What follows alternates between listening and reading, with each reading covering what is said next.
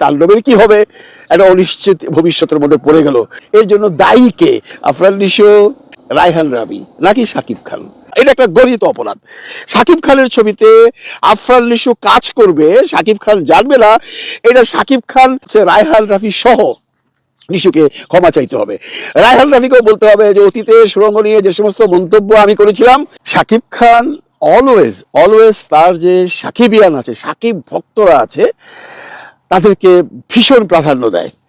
আপনারা জানেন সাকিব এমনিতে খুব চাপা ছেলে, খুব একটা কথাবার্তা বলে না। 10টা কথার উত্তর দেওয়ার যদি প্রয়োজন মনে করে, একটি ছোট্ট কথায় সেটা সে সেরে দেয়। শাকিব খান যে তার সাকিবিয়ানদেরকে ভালোবাসে, এটা বহুবার প্রমাণিত হয়েছে। মুখে বলতে হয় না, অনেক কিছু প্রমাণিত হয় মানুষের অ্যাক্টিভিটিসে। আজকে দুদিন যাবত যে প্রবলেমটা নিয়ে আলোচনা হচ্ছে পুরো বাংলাদেশে, তাণ্ডব, আফরান নিশো, শাকিব খান, রায়হান রাফি, চরকি, আলফাই, প্রথম আলো, যে সমস্যাটা হয়েছিল, এই সমস্যাটা নিয়ে অনেক ডালপালা গজিয়েছে চারিদিকে। কেউ কেউ বলছেন সব ভুয়া, ইভেন কি রায়হান রাফিও বলছেন এটা ভুয়া খবর, আমরা কোনো শুটিং করিনি। আবার এমনও প্রমাণ আছে যে শুটিং করেছে, যেটা শাকিব খান জানে না। এটা একটা গণিত অপরাধ। শাকিব খানের ছবিতে আফরান নিশো কাজ করবে, শাকিব খান জানবে না, এটা শাকিব খান মেনে নিতে পারে না। আর যদি মেনেও নিত, যখন বাজারে আফরান নিশো সম্পর্কে শাকিব খানের যত ভক্তরা আছে, সাকিবিয়ানরা ফুঁসে উঠেছে, তখন শাকিব খান অফকোর্স ব্যাপারটাকে প্রাধান্য দিয়েছে। দেখুন যে কাজটা রায়হান রাফি করলো, এটার পিছনে কি কারণ আছে, এটা অ্যানালাইসিস করা খুব একটা মানে কঠিন বিষয় নয়। সাকিবকে না জানিয়ে সাকিবের ছবিতে, যে ছবিতে মূল নায়ক সাকিব, সেখানে আফরান নিশোকে দিয়ে শুটিং করিয়েছে কনফার্ম।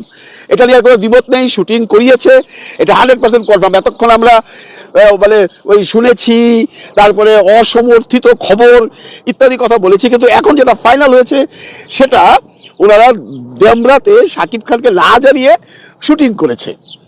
এবং শুটিং করবার পর যে কোনোভাবেই হোক, রাজনৈতিকভাবে হোক, যে কোনোভাবে হোক, সাকিবকে বোঝাতে চেষ্টা করেছে যে এটা হয়ে গেছে, কোনো ব্যাপার না, এটা থাকুক ছবিতে। কিন্তু সাকিব গো ধরে বসে আছে। কারণ কি জানেন? সাকিব তো দেখে। আপনারা যারা মনে করেন সাকিব কোনো খবর রাখে না, তারা ভুল করছেন। সাকিব কিন্তু সাকিবিয়ানদের সমস্ত ভিডিও নিজে না দেখলেও ওর আশেপাশের লোকজন দেখে যেটা মনে করে যে এইটা সাকিবকে জানানো উচিত, সেটা সাকিবকে দেখায়। একটা জিনিস তো সাকিব খান এতক্ষণে বুঝে গেছে যে আমার যারা ভক্ত আছে, আমার যারা সাকিবিয়ান, ডাই হার্ড সাকিবিয়ানরা চায় না আফরান নিশোর সাথে আমি একই ছবিতে থাকি, বা আমার ছবিতে আফরান নিশো থাকুক। ন্যাচারালি সাকিব সেটা মেনে নিয়েছে। কারণ আমি আগেই বলেছি, সাকিব তার যে ভক্তকুল আছে, সাকিবিয়ান আছে, তাদেরকে অসম্ভব ভালোবাসে, প্রকাশ করে কম। আমি যতদূর জানি সাকিব মুখে বলবে না, কিন্তু মনে মনে সে প্রচন্ড ভালোবাসে এই সাকিবিয়ানদের। যে সাকিবিয়ানরা কারো সাহায্য ছাড়া, প্রোডাকশন হাউসের কোনো রকম অর্থনৈতিক সাহায্য ব্যতীত, ড্রাম নিয়ে, তারপরে আপনার ব্যান্ড নিয়ে, গরমের মধ্যে গেঞ্জি বানিয়ে তার ছবির পাবলিসিটি করে, সেই মানুষগুলোকে সাকিব খান কেমন করে অবজ্ঞা করতে পারে না। সাকিব কেন, কেউই করতে পারবো না। সুতরাং সাকিব খান যেটা আজকে করলো সেটা একটা ইতিহাস হয়ে গেল। এবং এই সমাধান কোন দিকে যাবে, তাণ্ডব সিনেমাতে আদৌ কোনো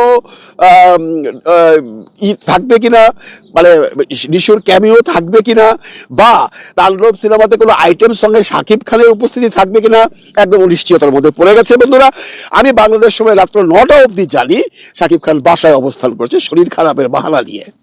আপনারা জানেন, কোনো শিল্পী যদি কোনো প্রডিউসারকে কোনো কারণে অপছন্দ করে বা শুটিং ফাঁসিয়ে দিতে চায়, তখন তাদের একটাই কারণ থাকে, আমার শরীর খারাপ। এর উপরে তো কোনো কথা নেই। শরীর যদি খারাপ হয় কি করে শুটিং করবে?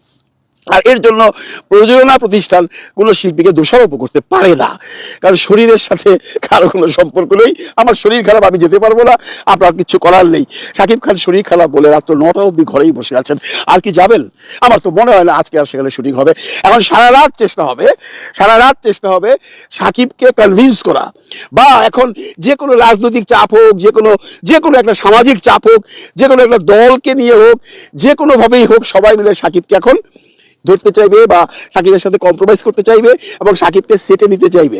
রাত 9টা অবধি যখন লাইনি, তখন আজকে রাতে আর শুটিং হবে না, এটা 100% কনফার্ম থাকেন।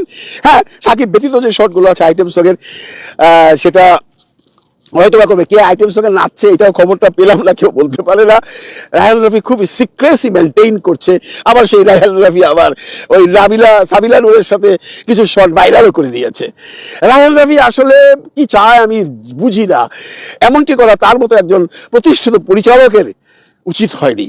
ছবির প্রধান শিল্পীকে না জানিয়ে এমন একজন শিল্পীকে সেই ছবিতে নিয়ে কাজ করানো, যে শিল্পীর সাথে ওই প্রধান শিল্পীর একটা দ্বন্দ্ব বহুদিন যাবৎ চলে আসছে, এবং এই দ্বন্দ্বে আপনারা আমার সাথে একমত হবেন নিশ্চয়ই, শাকিব খানের কোনো দোষ ছিল না। আপনি শাকিব খানকে সাপোর্ট করেন বা শাকিব খানকে হেট করেন, আপনারা যদি অতীতে যান দেখবেন সেখানে শাকিব খানের কোনো দোষ ছিল না। শাকিব খান কিন্তু কখনো কখনো নিশির সম্পর্কে একটা কটূক্তি করে না বা করেনি। যে কোনোভাবে হোক নিশু সুযোগে সুযোগে সময়ে সময়ে সাকিবের বদনাম করেছে, সাথে ইন্ধন জুগিয়েছিল রায়হান রাফি। আমি তো সাকিবিয়ানদের বলবো, ভাই আপনারা রায়হান রাফিকে কেন মাফ করে দিলেন? আমার তো এখন বলতে ইচ্ছা করছে রায়হান রাফি সহ নিশুকে ক্ষমা চাইতে হবে। রায়হান রাফিকেও বলতে হবে যে অতীতে সুরঙ্গ নিয়ে যে সমস্ত মন্তব্য আমি করেছিলাম এগুলো আমার ভুল ছিল, আমি সেই জায়গা থেকে সরে আসলাম, বলা উচিত।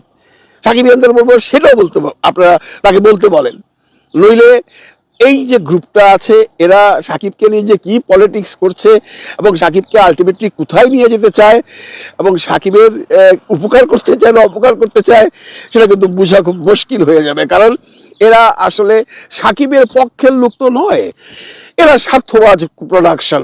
এরা দেখেন একবার লিশুকে নিয়ে করে, একবার সাকিবকে নিয়ে করে, একবার রায়হান রাফিকে নিয়ে করে, একবার এই লাস্ট সিনেমাটা কে করলো ভুলে গেলাম পরিচালকের নামটা মনে হলে বলবেন, যে দাগি ছবির পরিচালক, আমি এই মুহূর্তে মনে করতে পারছি না, ওনাকে নিয়ে করে। ওনারা যেখানে স্বার্থ পাবেন সেখানেই কাজ করবেন, ওখানে তাদের কারোর সাথে কোনো প্রেম বা কোনো পীড়িত নেই। যখন যাকে দরকার তখন তাকে নিয়ে কাজ করবেন। যখন দেখেছে গত ঈদের সময় সাকিবকে পাচ্ছে না, সাকিব বরবাদে রেল দিয়ে দিয়েছে, ওনারা লিশুর কাছে চলে গেছে, ওনারা অন্য ডিরেক্টরকে নিয়ে লিশুকে নিয়ে দাগি বানিয়েছে। তারপর আবার কুরবানি দিয়ে এসছে রায়হান রাফিকে নিয়ে। আমার তখন বলতে ইচ্ছা করছে সাকিবেরও রায়হান রাফির প্রোডাকশনে ছবি করার কোনো প্রয়োজন নেই। কারণ অনেকেই তো বলেন যারা রায়হান রাফির ভক্ত বা যারা রায়হান রাফির চামচা, যেমনটি ধরুন তানভীর তারিক বলেই তো দিয়েছে, সাকিব রায়হান রাফিকে গ্রিপে রাখতে চায় না, এই কথাটা তো বলেছিল। আজকে অবশ্য উনি আবারও বলছেন আপনাদেরকে, যারা সাকিবের সাথে আফরান নিশোকে দেখতে চান না তাদেরকে উনি বুঝিয়ে টুঝিয়ে বলেছেন আপনারা এটা এভাবে করবেন না, একটা ইউনিভার্স ছবি হোক, সবাই কাজ করুক, চলচ্চিত্র এগিয়ে যাক। আমরা সেই চলচ্চিত্র এগিয়ে নিতে চাই না যে চলচ্চিত্রে মানুষ একজন আরেকজনের পিছনে বদনাম করে নিজেকে প্রতিষ্ঠা পাবার জন্য এগিয়ে যেতে চায়। আমরা ভারতবর্ষে দেখেছি মুম্বাইয়ে সালমান খানের সাথে অমিতাভ বচ্চনের ফ্রিকশন বহু বছর চলেছে। আমরা দিন শেষে মানুষ, রক্ত মাংসে গলা মানুষ, আমরা আমাদের অপমান সহজে ভুলি না। হ্যাঁ ভুলি যদি কখনো কেউ ক্ষমা চায়, সে ক্ষমাও কিন্তু কেউ চায়নি, না রায়হান রাফি না আফরান নিশো।